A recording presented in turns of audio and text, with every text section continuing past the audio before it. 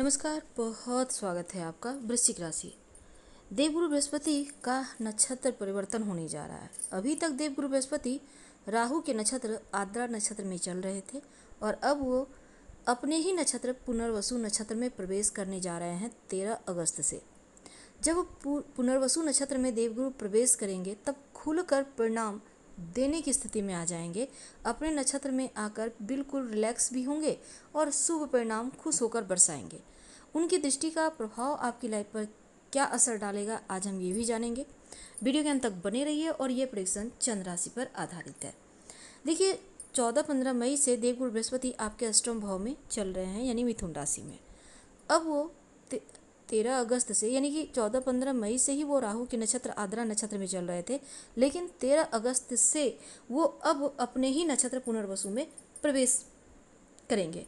अब देवगुरु बृहस्पति जिस स्थान पर बैठते हैं ना, उस स्थान की हानि करते हैं और आपके अष्टम भाव में बैठे हैं तो अष्टम भाव में हानि करेंगे, कोई बात नहीं, लेकिन उनकी दृष्टि में अमृत बरसता है, गंगा जल के समान पवित्र मानी गई है।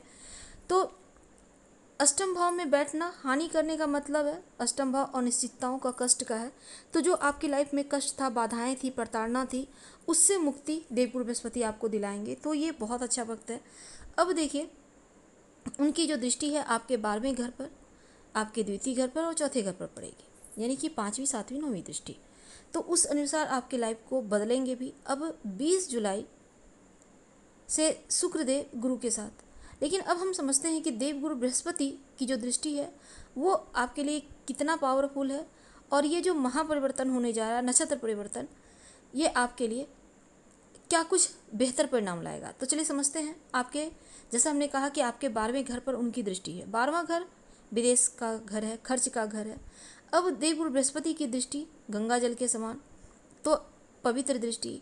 और जब आपके लिए 12वें घर पर देवगुरु बृहस्पति की दृष्टि जाएगी तो क्या होगा, विदेशी संबंधी कार्य आपके बनेंगे, विदेशी जमीन से लाभ होगा।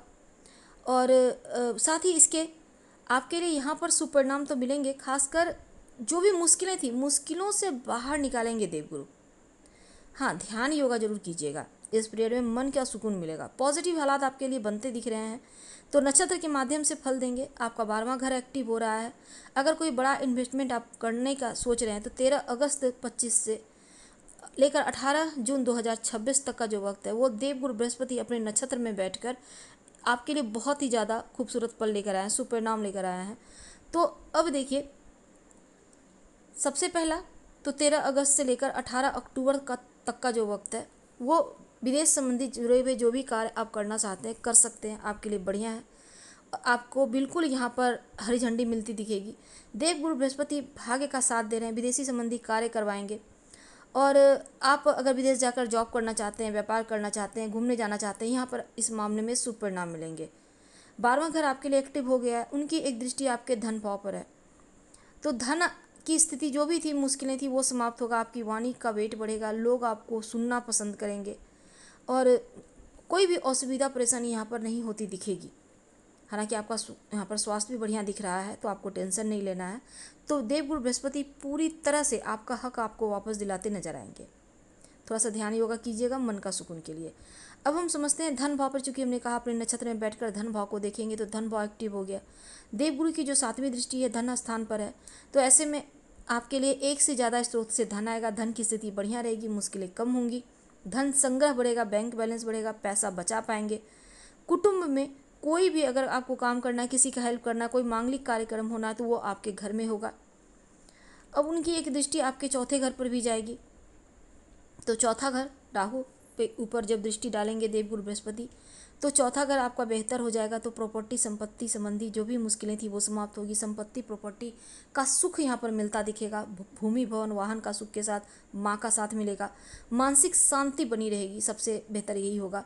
और चतुर्थ भाव चूंकि फैमिली का है तो ऐसे में फैमिली का साथ मिलेगा। कोई भी तनाव है वो समाप्त होगा। गुरु की दृष्टि है तो मुश्किलें समाप्त होती यहाँ पूरी तरह से दिखेंगी।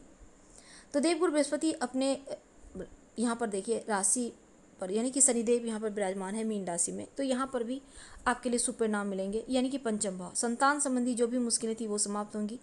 आप संतान का विवाह करना चाहते हैं, संतान का जॉब के लिए परेशान थे, तमाम यहाँ पर चीज़ें आपके लिए बेहतर होती दिख रही हैं।